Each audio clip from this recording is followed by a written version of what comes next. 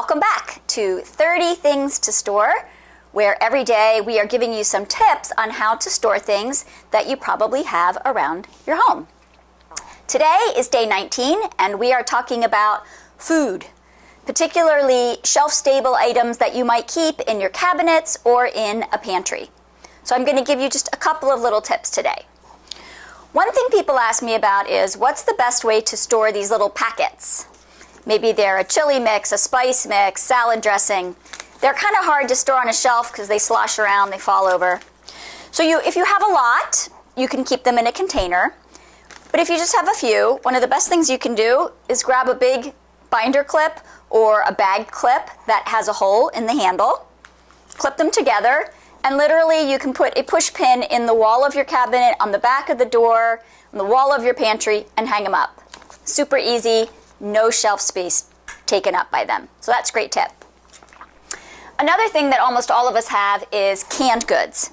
And in a lot of cases, I find that people have sort of a deep and tall section and with maybe just one shelf. And that's kind of tough for storing cans, right? Because if we line them up one in front of another, we only see the can that's in the front. So I highly recommend something along this lines. If I turn it to the side, you can see it looks like stairs going up. You can get these in any Walmart, Target kind of a store. Sometimes they're expandable, which I like, so you can adjust it to the exact width of your cabinet or your shelf. And this way, you can see that if you put cans in the back, and then cans down in front, and then cans down in front, and to be honest, on the level of the shelf, we now have 4 different heights.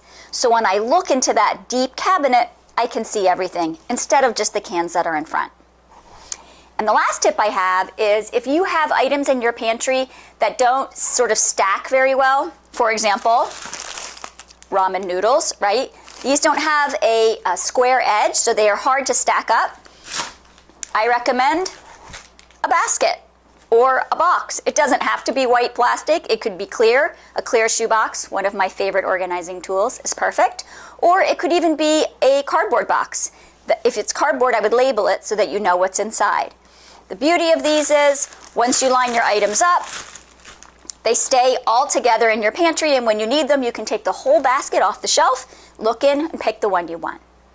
So binder clips, stair steppers, and baskets or bins. All of these things can help you get your food organized. Those are the tips for day 19. Hope to see you tomorrow on 30 Things to Store.